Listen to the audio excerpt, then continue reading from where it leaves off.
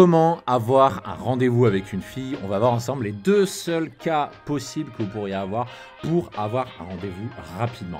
Bienvenue dans cette nouvelle vidéo, je suis Mike, ancien timide et ingénieur informaticien devenu expert en séduction et spécialiste des rencontres en ligne.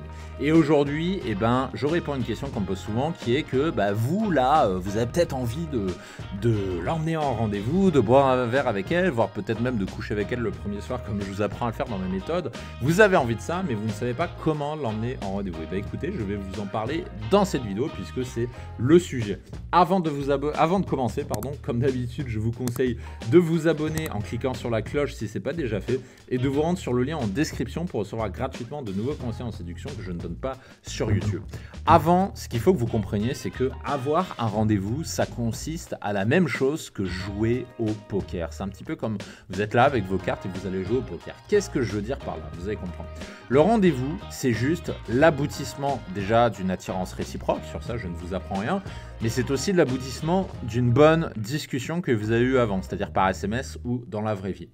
Il faut que vous compreniez qu'une femme qui décide de se déplacer pour vous en rendez-vous, c'est tout simplement une femme qui est intéressée, sinon elle ne viendrait pas. Et quand vous proposez un rendez-vous avec une femme, en fait, ce qu'il faut que vous compreniez, c'est que c'est la conséquence de tout ce qu'on va faire, tout ce que vous avez fait avant. Ça, j'en parlais plusieurs fois dans cette vidéo. C'est-à-dire que si vous avez fait un mauvais game, vous aurez beau utiliser toutes les phrases d'accroche que vous pourrez trouver chez les meilleurs manipulateurs de toute la Terre, ça ne passera pas. Parce que proposer un rendez-vous n'est qu'une conséquence. Si vous avez bien géré, même en demandant un peu maladroitement le rendez-vous, ça passera. Si par contre vous avez mal géré, ça ne passera pas, quelle que soit la phrase que vous utilisez. Donc en fait, proposer un rendez-vous, ça revient juste à demander à la fille de dévoiler son jeu, comme au poker. Vous jouez au poker, vous ne savez pas ce que le mec a en face, et puis à la fin de la partie, l'adversaire dévoile son jeu, et là vous savez si vous connaissez son jeu. Et la fille c'est pareil, quand on propose un rendez-vous, vous obligez à la fille de vous dire oui ou non, c'est-à-dire de dévoiler son jeu. C'est-à-dire si elle vous dit oui, c'est-à-dire qu'elle dévoile son jeu comme quoi elle est intéressée par vous. Si par contre elle dit non, c'est-à-dire que dans son jeu, elle n'est pas intéressée, c'est-à-dire que vous avez chié quelque part dans votre game avant.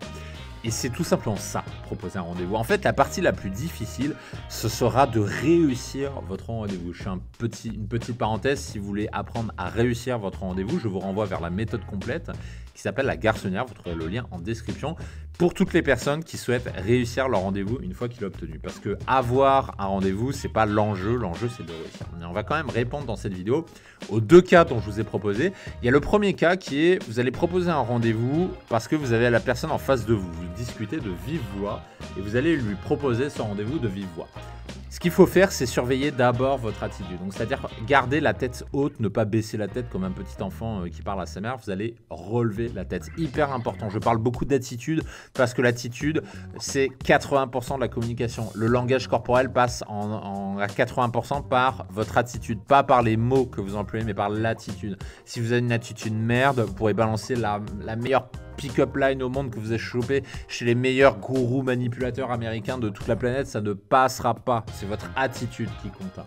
Donc d'abord la tête haute, ensuite pour augmenter votre niveau de confiance, faites une respiration lente et profonde. C'est une technique de base utilisée partout par les meilleurs communicants, utilisée par tous les grands conférenciers avant d'aller faire une grande conférence. Ça marche très très bien.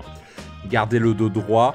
Tout simplement pour avoir une posture qui donne l'impression que vous êtes confiant. Mettez les épaules en arrière, votre regard, attention, assumez ce que vous faites. Ayez un regard qui assume quand vous la regardez, assumez. Et également une voix qui va puiser dans les graves. Ça, j'en ai déjà parlé dans une précédente vidéo qui s'appelle la technique de Barry White. Allez chercher dans les graves de votre voix. Parce que c'est ça qui fera la différence, c'est votre attitude. Et puis ensuite, vous avez la formulation du rendez-vous. Moi, ce que je vous recommande de faire, c'est de proposer directement le rendez-vous en assumant. C'est simple, c'est direct, ça demande des couilles, mais ça marche, tout simplement. Pas faire plus compliqué que ça. Et vous proposez directement le rendez-vous, mais vous allez lui faire imaginer en termes gustatifs ce que vous y ferez. Par exemple, on va dire, tiens, on va aller déguster une bière fraîche, ambrée, parce que moi j'adore les bières ambrées, j'adore le goût fort de la bière. Alors vous allez dire, tiens, on va aller déguster un verre de blanc sucré. Je suis sûr que tu aimes le sucre dans le verre de vin, parce que beaucoup de femmes aiment le vin blanc sucré, donc je suis sûr que tu vas aimer ça. Viens, je t'emmène mardi soir, 21h, tel endroit, on va boire ça. Et ensuite, vous proposez, et puis là, Elle dit oui ou non, c'est tout. Il n'y a pas de on se reconfirme ça, on se rappelle, on s'envoie des SMS, je t'envoie un pigeon voyageur pour te donner la réponse. Il n'y a pas de ça. C'est oui ou non, tout simplement. Si nécessaire, éventuellement, vous pouvez utiliser un prétexte en lien avec votre conversation. Par exemple, imaginons à un moment, vous avez dit que vous avez cassé votre ceinture. Bah, vous allez dire, bah tiens, faut que je rachète une ceinture, accompagne-moi au centre commercial, tout simplement. Parce que la manière la plus simple, finalement, d'avoir un rendez-vous, c'est tout simplement de lui proposer. C'est aussi simple que ça. Il n'y a pas de technique magique. Vous voulez un rendez-vous, proposez, c'est tout. Si ça passe pas, c'est que vous avez chié avant. Si ça passe, c'est que vous avez réussi. C'est aussi simple que ça. Quand vous proposez à un pote, je vous invite à réfléchir sur ça.